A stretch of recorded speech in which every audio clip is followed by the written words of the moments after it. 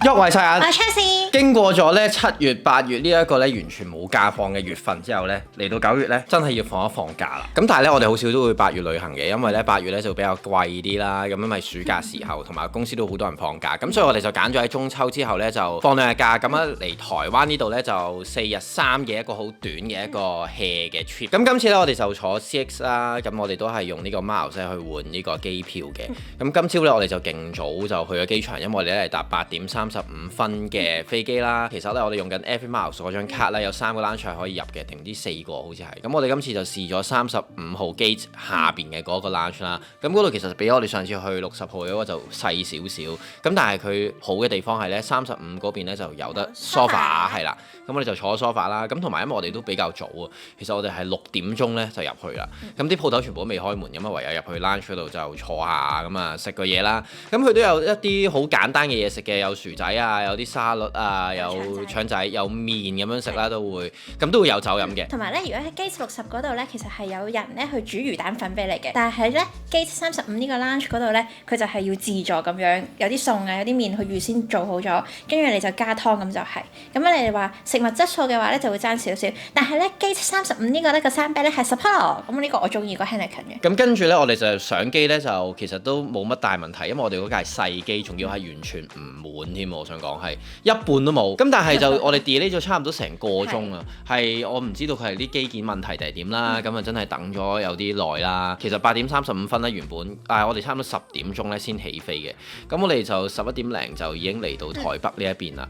咁成個流程都勁快，因為咧今日係星期4嚟嘅，咁所以咧係完全唔使排隊去過嗰啲檢驗啊之類嗰啲嘢，係勁快就過晒出嚟。好啦，同埋今次咧我哋都有抽獎嘅，留意翻咧台灣嗰個5000蚊台幣嗰個抽獎咧就係去到出年嘅，咁所以我哋都有登記啦。咁但係好可惜，我哋2個都唔中獎。咁我哋今次都係搭翻機場捷運嘅，咁我哋都係搭呢個直達車啦，咁即係紫色嗰款，咁咧就會係比較快啲。咁但係咧，我估唔到原來係冇位坐我哋都，因為我哋係喺1號客運大樓嗰邊上車，咁係第2個站嚟嘅，咁所以就我嚟到嘅時候架車已經係呼呼地，咁所以我就冇乜點坐。但係其實係成個車程係大概35分鐘左右咧，就去到台北車站啦。同埋車費好平，車費係85蚊啫。今次嘅酒店咧就係喺呢個忠孝復興站附近嘅啫。哇！我超中意呢間酒店係新開嘅，佢咧就係叫 Episode 啦。咁佢咧喺台北咧係有2間分店嘅。咁呢間喺大灣區呢度咧就鄰近 Sogo，咁所以就呢間係新開嘅。咁我哋咧係其實搭到去台北車站，然之後咧就轉翻板南線，咁啊搭2-3個站咧嚟到呢個復興站，咁啊出2號出口，即係 Sogo 嘅嗰個出口，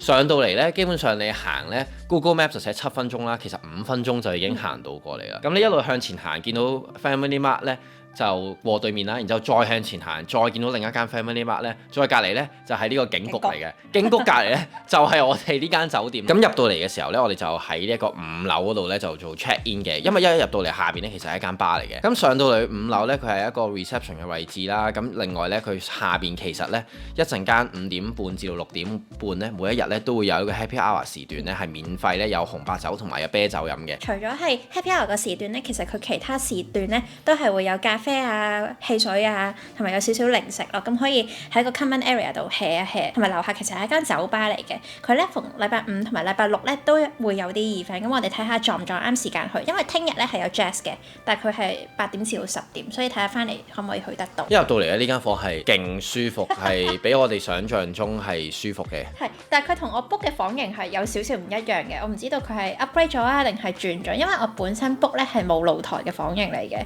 係望101，但係我而家嘅房型咧係變咗有露台，但係就冇得望101。咁啊唔緊要啦，有露台更加好。好啦，同大家嚟個 room tour 先。咁酒店名咧就叫做 Episode 啦。其實 Episode 咧喺台北咧就有2間分店嘅。呢一間咧入住呢間係就喺大安區，咁就係新開嘅。我見咧網上咧都唔係話好多評價，因為我咧 Google Map research 嗰陣時咧就係寫台北新酒店，但係咧結果咧係揾到啲咧係本身酒店嘅 Google App fit 咗落嚟，我見個 Vibes 好好啦，咁就 book 咗。咁 book 咧，我有夾個官網同埋有唔同平台啦。咁 Agoda 咧就係最平嘅，但係我今次咧就冇用 Mastercard 個800折，因為我發現咧，我唔知可能係我 search 嗰陣時唔同 browser 嘅問題，或者係唔同嘅 laptop 嘅牌子問題啦。咁如果係輸入 promo code 嘅話咧，佢反而佢個正價咧係貴咗，其實佢再折翻俾你咧係仲貴過就咁撳 link 去預訂嘅。咁所以就建議大家可以夾下價先啦。預訂連結嘅話咧，我都會擺喺下面個 info box 嗰度嘅。我哋咧就喺星期四 check in， 跟住星期日咧就 check out 嘅。咁3晚咧 total 就係4001。咁原先咧我就係 book 101城市景嘅房型啦，但係佢 upgrade 咗變咗 deluxe， 跟住就係有balcony， 咁就貴少少嘅。咁我哋睇間房先。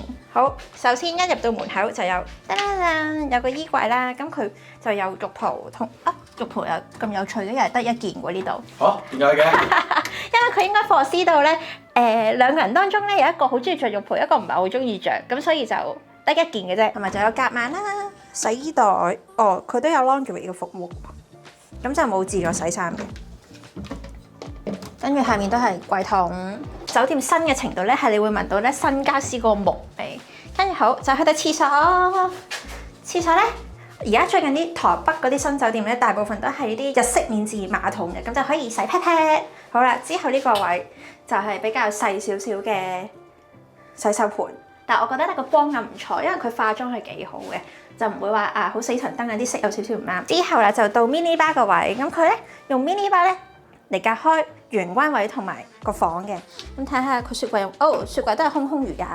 之後咧就隔離應該就係茶包或者杯碟嗰啲啦，係啦冇錯，咁就有杯啦，同埋有個熱水壺。上面咧就都係有細細部嘅 Nespresso 嘅咖啡機，同埋頭先打開咗佢好得意，佢咧capsule 就係得2粒嘅啫，咁但係咧佢就會有茶包俾你，茶包都係 Nespresso 嘅茶包，咁啊幾得意，有 Earl Grey 同埋有 Earl Grey。唔係喎，呢個係薄荷茶嚟喎，幾好幾好。咁好啦，因為我哋本身嚟呢度咧係純粹係慶祝下我哋 anniversary 啦，跟住佢就咧又俾咗張卡我，同埋有一盒小食，同埋就有支呢個係咩嚟㗎？呢個師兄好中意飲嘅嘢係 Moscato 啊，仲要係粉紅色啊！如果有個酒杯嘅話咧，呢個係港女打卡。其實佢成間酒店咧都係以黑膠以音樂做元素嘅，咁所以頭先又話佢有啲音樂 event 啊，咁。樓下咧都有好多黑膠係掛晒喺牆壁度做裝飾，我唔知可唔可以攞嚟聽。如果可以攞嚟聽嘅話，更加好啦。但係佢房入面咧都有個音樂播放器嘅，但係佢個音樂播放器咧就好得意，就唔係嗰啲 Bluetooth 嗰啲 speaker 嚟嘅，佢係一隻 CD 再加可以播真係 CD 嚟嘅。呢個就係鄭秀文，佢應該大部分房型都係 Canton Pop 廣東歌。之後啦就係到床褥，床褥都係有個氈啦，跟住之後呢個幾舒服，呢個硬啲喎，唔係話好腍嗰啲床褥嚟喎，唔錯唔錯。到我頭先睇呢間房咧，最開心嘅位咧就係佢係有眼罩俾你嘅喎，呢個係 add on 嚟嘅，但係呢個呢個都好得意喎，呢個都係得一個嘅啫喎佢。我冇睇錯啊嘛，係咯，得一個喎。得一個真係，同埋但係質地真係好好，你摸下。但係得一個咯。好啦，之後隔離呢袋嘢就得意咯。呢一袋嘢咧耳塞，係啦，就慎防咧另一半咧就可能有打鼻鼾嘅情況出現，咁你就可以戴耳塞啦。佢仲有呢個刮刮喎，呢個木嘅刮刮，佢咧係可以愛嚟按摩，咁應該係搽啲 lotion 咁樣刮。因為我嗰時做 facial 咧都係用水晶按摩，咁都係咁上下嘅型，咁就可以。我今晚試下啦自己，你都唔係好中意呢啲嘢㗎啦。同埋呢個。有個枕頭噴霧，咁呢個幾得意，呢個好細緻，呢個咧佢細緻嘅程度有少少似咧，你買貨裝香水咧，跟住嗰啲 sales 就想 send 埋睇啲香水咧，就俾另一個尺寸，另一個2 ml 咁樣。哇，好得意喎呢個！有呢個牌子喎，呢個牌子我哋之前咧係住另外個酒店都有俾過我哋喎。好啦，跟住之後咧床隔離就有張 sofa， 我幾滿意嘅，因為佢首先係部 sofa 好好坐，我唔係好中意皮嘅 sofa 嘅。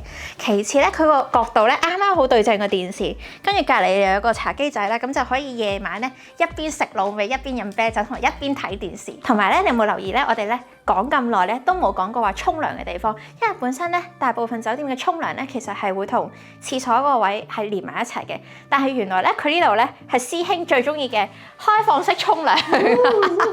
噔噔，佢呢個 area 有少少似我哋住溫泉酒店，都係都係可以浸浴同埋可以淋浴嘅，咁呢個幾有趣。但係留意翻啦，冇人想睇咧，冇人想睇任何人沖涼，咁就記得拉翻個簾嚟沖涼。喺出邊呢個位啦，跟住就欣賞你沖涼，或者我可以坐喺梳化呢度欣賞你沖涼。唔要，我要拉簾，我中意好密封嘅沖涼，所以上次日田我覺得好唔舒服。係啦，之後咧沖涼呢個位隔離咧，佢就係幫你刷牙洗面啦，咁就有牙刷啦。同埋啲日用品全部都係佢哋自己酒店嘅 packing 嚟嘅，同埋最特別係佢有面膜俾我啊！係咪又係一塊啊？係啊，又係一塊啊！又係一塊嘅。應該咧佢會知道咧呢啲咁嘅有浴袍啊、眼罩啊、面膜啊，全部都係for女士用嘅。我記得我 check in 嗰陣時，我都有講過係一男一女咁樣住，咁所以係咁樣 offer。如果我呢間房唔係一個人住啊！如果我同媽咪嚟。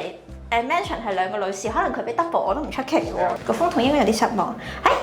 係得意風筒嚟嘅喎，呢個我冇用過喎，可以試試佢好冇用。但係咧佢有少少污糟，佢有少少指毛同埋有少少花痕，但係都可以接受嘅，因為其他地方好乾淨，係個風筒有少少指毛 OK。佢呢個露台咧俾我嘅感覺咧就好似河口湖咁樣，因為個露台就真係好大。我哋上次去河口湖住嗰間酒店咧，個露台係超級大。但係嗰個擺位就有少少唔同，但係呢個好得意，呢個咧係鋼嘅凳嚟嘅，你可以搬啦，同埋你可以咧當吧台咁樣咧，將張台搬出嚟咧，咁樣望住個風景咁樣飲酒。但係留意翻咧，個天咧就開始陰啦，所以如果落雨嘅話咧，應該都會撇濕少少嘅。好啦，啱啱咧有講過呢間酒店咧，佢嘅特色其實咧就係用音樂咧去為主嘅。咁所以其實入嚟嘅時候咧已經見到好多黑膠啦，跟住上到去走廊咧都有好多唔同嘅 poster 咁樣。我哋呢一層咧就有張惠妹嘅 poster 喺出邊嘅。咁咧佢呢部機咧其實真係勁得意。咁咧佢擺一隻碟落去啦，有啲咧用一個類似黑膠嘅嗰個黑膠機嘅元素咁樣嘅。你開關咧其實用呢個嚟開關，噔噔。咁佢就開着咗噶啦。咁但係其實咧，你睇到咧，佢唔係咧話有支針咧懟落去嘅，即係唔係黑膠機嘅嗰種嚟嘅。只不過佢個樣咧係做到好似黑膠咁樣，跟住佢就會自動咧就會喐噶啦。咁跟住佢就會開始咧係讀隻碟啦，然之後就開始播啦。咁留意翻佢除咗可以播 CD 之外咧，其實佢可以轉 mode 咧變咗一個 Bluetooth 嘅 player 嘅。K-pop。好啦，咁啊唔好播啦，因為版權嘅問題啦，我哋就停止播啦。咁咧刪嘅話咧都好簡單，就係咧開翻呢一條啦，咁樣就刪就 OK 噶啦。佢呢個電視咧勁多嘢睇啊！首先咧佢咧個電視已經係有百幾個電視台可以睇到啦。然後咧你仲可以揀咧係有 YouTube、Netflix 同埋 Disney Plus 貼係勁正。跟住咧仲會有咧佢本身有一啲 preset 咗俾你嘅有啲戲啦，咁係唔使錢嘅呢一啲佢俾你嘅戲。即係如果你冇 Disney Plus 亦都冇Netflix account 又唔想睇 YouTube 就可以睇呢啲戲都 OK。跟住咧佢仲有個 Screen Mirror 啦，其實好簡單，都係連翻佢個 WiFi， 跟住之後咧就撳翻咧就可以噶啦。咁 Android 同埋 iOS 都可以做得到嘅。咁由於呢一間咧係一間新嘅酒店咧，佢啲插頭咧都係勁多同埋勁新嘅。咁首先咧喺電視下邊咧已經有齊晒啲 USB 頭啦。嗱呢條線咧係愛嚟插呢一部機㗎，咁所以就掹唔走啦。咁呢個係我帶嚟㗎啦。咁另外好得意下邊咧，佢有個 HDMI 嘅插頭，咁咧就唔係真係好多酒店會有嘅。當然啦，有啲比較 commercial 嘅酒店就一定會有啦。咁但係台灣我就真係之前都未有咯。咁但係呢一度咧都係冇乜 USB 頭啦，都係一啲三腳頭，即係台灣嘅頭同埋有呢一個嘅 Universal 嘅頭啦。咁跟住咧到床左邊呢一度咧，佢係完全咧冇 USB 頭嘅，真係淨係得一個插頭嘅啫。等等。佢淨係得一個插頭嘅啫，咁所以咧就唔係好特別啦。咁但係佢有一個嘅 panel 喺度嘅，個 panel 咧就係可以校一啲燈咁樣嘅，等等，例如可以校呢個冷氣啦，跟住咧就可以校燈啊呢啲啦，都可以校到。咁呢個我幾得意。咁 sofa 呢一邊咧，唔知係咪因為咧俾大家咧坐喺度食嘢啊、欣賞人沖涼啊、欣賞風景為主啦，咁所以呢度咧插頭咧就多好多嘅。咁首先呢邊啦，咁啊有啲燈啦，咁因為呢度冇個 panel 嘅，咁所以有其他燈掣啦。跟住佢就有一個咧 USB 嘅呢一個 adapter 嘅，咁佢應該有個插頭，然之後插咗俾你咧，竟然係有 USB A 同埋 USB C 嘅插頭都有，咁所以係勁貼心。然後咧再埋少少咧，呢度咧佢係有3個嘅 universal 頭，跟住咧仲有 USB 咧，佢又係有分 USB A 同埋 USB C 嘅。因為其實而家好多嘅叉電都係 USB C 頭為主，咁所以咧就幾貼心嘅。跟住咧有個 LAN 線頭啦，因為佢比較 commercial 啲啦，咁始終佢係有啲人係嚟做嘢嘅話，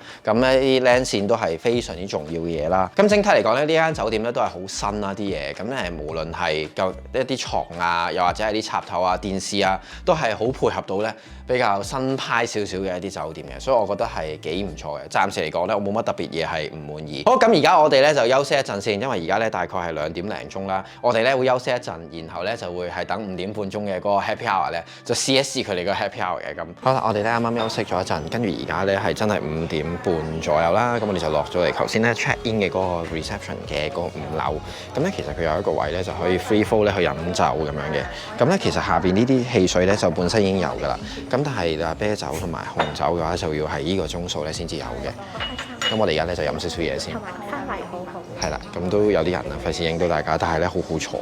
咁我哋揾個靚位坐下。佢咧呢度呢啲黑膠咧，佢好多喎，不過我唔知係咪可以攞落嚟聽嘅咧。其實有新又有舊啦，有孫燕姿，跟住又有9M88啦，跟住我見有王菲啦，然後有盧廣仲，有 Sunset Roller Coaster， 係有新有舊，全部都有。咁咧呢度咧仲可以出去出邊咧，佢仲有露台位可以坐。不過咧依家落緊雨，所以我哋咧就費事坐出去出邊啦。我哋而家咧就坐喺吧台呢一個位咧，咁就慢慢飲啲嘢先。係 free flow 嘅呢1個鐘都係。咁我就飲個啤酒先，因為我哋一陣間咧行到一陣街咧，我哋就會去食嘢㗎啦。咁都係去一間咧酒吧食嘢嘅，我哋係。哇！但係呢度氣氛係幾唔錯真係。同埋呢度閂11點，我問咗平日嘅話閂11點啦。頭先咧有講到咧係有 jazz music 啊或者其他 event 嘅，咁咧係 live 嘅 music 嚟嘅。喺呢度啊？係呢度啊，但係就聽日係8點至10點。佢咧喺出面有個 timetable 嘅，咁就係每個月份啊或者每個禮拜都唔一樣。咁就大家如果係 weekend 過嚟嗰陣時就可以留意下。即係唔喺度住都可以喺度飲嘢㗎？可以，俾錢就飲得㗎。哇，幾好！但係呢個就係淨係住客。好啦，我哋啱啱咧就飲完酒啦，咁啊其實真係飲咗1個鐘啫。咁佢真係 free flow 咁樣任你攞咁樣嘅街，其實除咗係住客之外咧，仲有一啲其他嘅客人咧會嚟呢度飲酒嘅。咁佢哋咧就會有另一個 menu 咧就會飲啦。咁其實我哋都可以叫，咁但係我哋就未睇個 menu，諗住聽日或者後日再睇下。咁我哋飲完咧，而家咧大概7點零鐘啦，我哋就出翻嚟咧 Sogo 呢邊行下。因為我哋今晚食飯嘅嗰間鋪頭其實就唔喺呢一邊嘅，係喺信義區嗰邊。咁其實都搭車過去都好快嘅啫。咁但係咧，因為咧小姐好想行呢一個商場啦。係因為咧天氣會有機會落大雨，頭先已經落咗陣雨啦，而家好彩就冇雨啫。但係有落雨嘅話咧，行商場係最舒服嘅，同埋涼冷氣。呢啲就係一啲無謂嘅藉口啦。又嚟到小姐好開心嘅時候啦！哇，呢度有啲光線啊，唔好意思啊，但係咧都要認低。咁呢個係一個好神聖嘅時候。咁咧，小姐而家咧就揀緊呢個嘅頸巾啦。咁呢個咧就係我會送俾小姐嘅一個嘅生日禮物。因為佢本身再加埋聖誕禮物啦。佢本身咧諗住福岡嗰陣時送俾我，但係嗰條咧真係好可惜得 last one，咁所以有啲歐我就冇要到。但係而家就嚟轉冬天啊嘛，同埋香港咧，其實我睇咗好耐咧，都未有我想要，或者佢未有貨咯。咁所以就喺台灣見到就有。原本咧而家係因為落雨，所以先至會嚟呢度。我唔明點解因為落雨會走嚟買咗一條頸巾。好啦，而家咧就已經揀好咗嗰條頸巾啦。咁咧係20,900嘅台幣，咁咧就會小姐用佢嗰張 debit 卡咧去碌咗先，因為咧如果用 Visa 碌嘅話就會有呢個 charge 啦，咁再有嗰個 rate 都有少少唔同啦，咁所以咧就用 debit 卡就會最好。咁呢個咧留意翻係我買俾小姐，我買俾小姐㗎。同埋 tax free 嘅都係，係啦，有5%。原來有 tax free 都有5%，啱啱就買咗啦。多謝大。係好啦，咁我哋而家咧就再行多一陣咧，就再去做退稅。頭先佢有講咧話咧，如果台幣咧48,000以下嘅話咧，都可以喺商場呢個位咧就做退稅嘅。如果48,000台幣以上嘅話咧，咁我哋就要係去機場嗰度做退稅啦。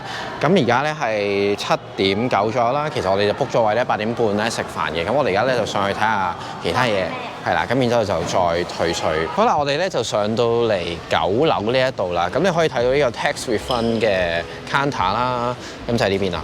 咁你可以攞埋你嘅單，跟住攞咧記得要攞護照啦，同埋台證咧，咁就應該可以處理得到㗎啦。頭先佢有講咧話應該係可以 refund 咧5%嘅，咁但係有啲手續費啦，就唔知有幾多。我哋記得咧，我之前喺誠品都有做過，因為咧我哋係用小姐嗰張 debit 卡啦。咁如果大家用 debit 卡嘅話咧，佢通常就會直接咧就會碌咧當地嘅貨幣。咁今次就係會碌呢個台幣啦。哦，原來咧其實係你喺呢一個嘅 shopping mall 啦，就買咧2000以上咧，咁就其實已經可以有得做 tax free 嘅咯喎。咁咧因為咧佢係頭先有講啦，佢係48000以上嘅話就一定要喺機場嗰度做嘅。咁48000以下咧就可以喺商場呢度做翻啦。啱啱咧就完成咗退稅啦。咁因為我哋咧頭先買嘅嗰一條頸巾就係20900台幣啦。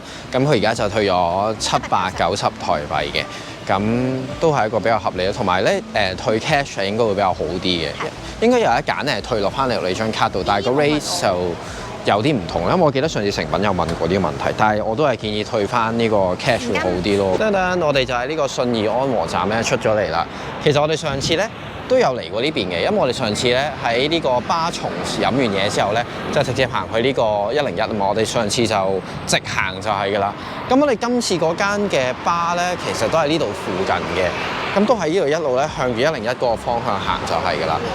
嗰間巴咧個名咧好得意啊，叫巴噴啊 ，PUN 咁樣啦。咁亦都係小姐咧個姓咧個名嚟嘅，咁所以我上次見到其實已經好想去，不過我哋上次揀咗巴松就冇去呢度啦。咁今次我哋去巴噴呢一度咧，其實我哋都有 book 位嘅，因為佢都比較 full 嘅。不過唔知佢平日 full 唔 full，佢星期六日就真係幾鬼 full 嘅。我哋頭先就喺呢個4號出口嗰度出嘅，出咗之後咧就一路向直行咧，大概5分鐘就應該會到㗎啦。咁我哋而家就快手行過去先。預縮啲時間，因為冇諗過咧，嗰班車係等咗7分鐘。一路向前行，經過呢個油站咧。然後咧呢度有一條巷仔啦，咁就再轉入去先至係嘅，佢就唔係喺大路嗰度嘅。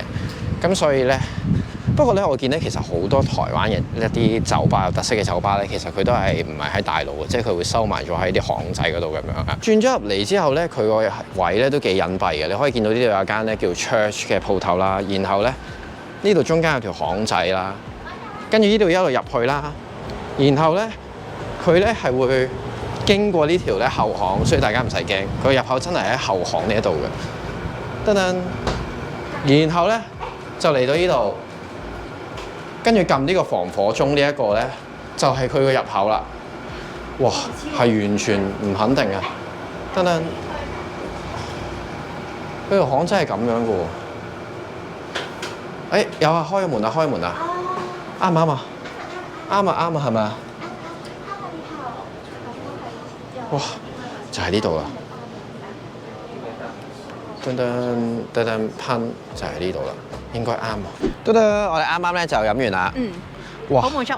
呢間係巴噴真係好推介，老實講。果然咧叫噴嘅人咧，特別係個推介。我諗唔關個名事嘅，老實講。但係佢哋咧其實真係幾唔錯。頭先我哋入到去嘅時候咧，咁其實入邊就唔係話真係好多圍台啫喎，因為大家其實都唔係去食嘢為主，都係去飲嘢多嘅。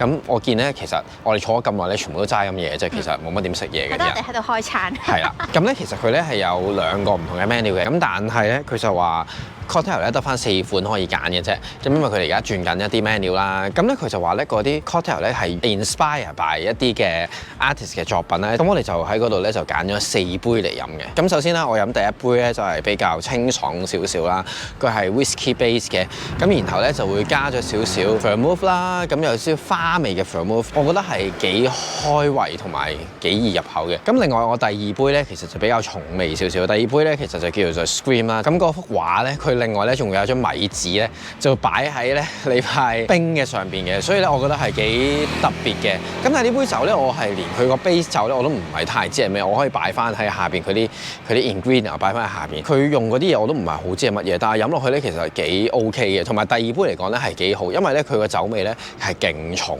係小姐係完全唔中意。但係我係幾中意第二杯呢一杯嘢，咁啊幾唔錯嘅。我就飲咗2杯啦，同師兄一樣，都係一杯咧輕啲，一杯重啲。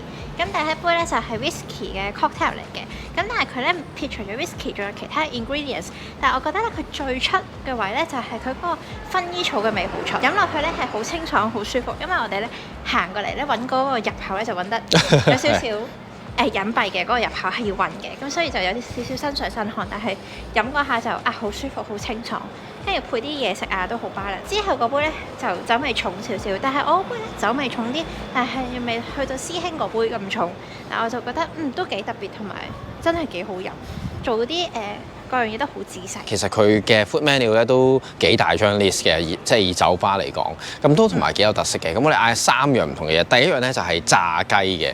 咁佢嘅炸雞咧同平時咧大家食嗰啲咧有少少唔同，佢唔係咧好粉嘅，即係佢咧話咧佢有2種唔同嘅調味料啦。佢係一種西式一種中式咁樣嘅，咁夾埋一齊去炸啦，咁係好好食，但係唔算話好特別嘅個炸雞。第二樣我哋嗌嘅咧就係一個蘿蔔糕。呢個真係不得了！呢個咧係咧我一睇個 food menu 咧就係我覺得係必嗌嘅，因為其實你好少見咧酒吧係有蘿蔔糕嘅出現。係。但係佢個蘿蔔糕個 presentation 咧同我哋平時，譬如喺酒樓食嘅蘿蔔糕有少少唔一樣，因為平時喺酒樓食嘅蘿蔔糕咧就係正正方方嘅。我哋今次嗌個蘿蔔糕咧，佢呈現嘅方法就好似我哋平時嗌 mac and cheese 咁，佢一盤咁樣俾你嘅，係焗好晒俾你，咁就入面有芝士啦，有蝦，跟住仲有冬菇啊嗰樣嘢。哇！呢個佢個口感咧比較黏糯啲，同埋真係幾好食。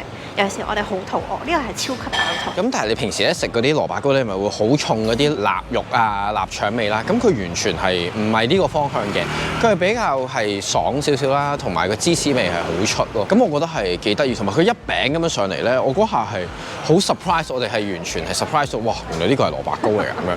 但係呢個我覺得係幾唔錯，幾值得試嘅。咁去到最後咧，我哋嗌嘅咧就係嗌咗一個嘅豬肉，其實佢係做得超出色。首先咧，佢嗰個豬嘅個 texture 做得好好啦，然後嗰個 sauce 咧，佢係用一個鼠尾草，再加咗一個 cream 咧，係奶油咧，咁去做出嚟嘅，咁係勁夾啊！成件事係我哋坐咁耐啦，我哋坐咗其實2個鐘多啲啦，2個鐘差唔多3個鐘啦。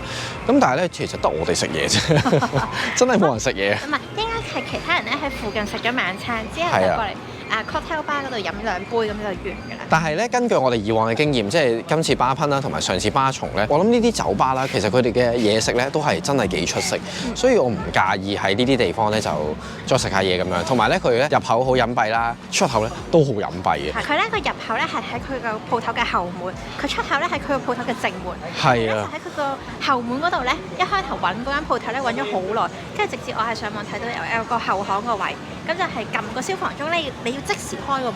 如果唔係咧，你過咗個 timing 咧，你又推唔開到。咁始終都係 hidden bar 嘛，咁 hidden bar 個 concept 就係咁樣啦。咁但係入到去個氣氛都係好好啦。咁bartender 好正啦，同埋我哋係坐吧台啦，勁中意坐吧台。咁成個體驗超級好，呢間 bar 噴係超級推介，真係。記得 book 位嚟。係啦。我哋咧食咗咁多嘢，食咗3300幾蚊台幣。咁我哋翻酒店之前咧，當然啦。就係要買啲宵夜食啦，係你好想嘅宵夜環節。咁嚟台灣食啲咩宵夜？當然啦，梗係滷味啦。我哋行前咗咧，有個叫臨江街夜市嘅，我哋其實上次都有嚟呢度附近㗎啦。咁咧呢度有一間連鎖嘅滷味嘅，叫做燈籠滷味啦。咁我哋其實上次冇揀佢，我哋揀咗第二間。咁我哋而家咧就諗住試一試呢間滷味啦，因為佢都幾多分店嘅。我哋啱咧就買完啦。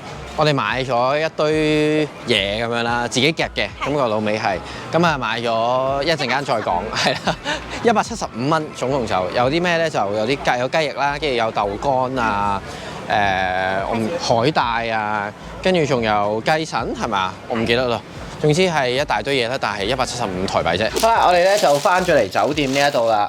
咁我哋頭先買完滷味啦，然後咧就喺七仔買咗啲啤酒，咁跟住咧就翻咗上嚟酒店呢度啦。其實酒店下邊咧就係警局，同埋咧都係有 Family Mart 啦。咁所以其實就算夜咗，即係我哋其實而家都12點零翻到嚟咧，其實都算係尚算安全嘅。雖然就比較靜少少啫。我哋滷味咧其實就買咗有邊啲款咧？有豆乾一定要買啦，跟住就要有呢個有啲咩？我哋咧買咗豆乾啦、海帶啦、雞翼，但係佢冇雞腳。我最中意食係台灣嘅雞腳，我要攞住嚟食，但係佢冇，咁冇辦法啦。咁就你試下豆乾先，你中意食。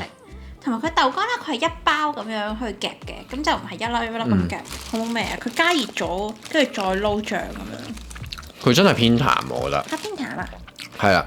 我之前都好入味喎，好鹹喎。我覺得冇之前我哋食咧嗰1、2間咁濃啊個味，因為我覺得咧滷味應該係濃味少少嘅，佢可能喺加熱嘅時候咧溝淡咗啲味。因為佢豆乾咧有好多種啊，佢話咧有大嘅同埋細嘅豆乾嘅，咁我哋咧細嗰啲就一包包仔咁嘅豆乾，我哋有買啦。咁頭先我試過係細一包，即係一嚿嘅豆乾，我覺得就淡少少。海帶好濃味。但係海帶唔錯喎。佢叫燈籠滷味，咁咧就有5間分店嘅。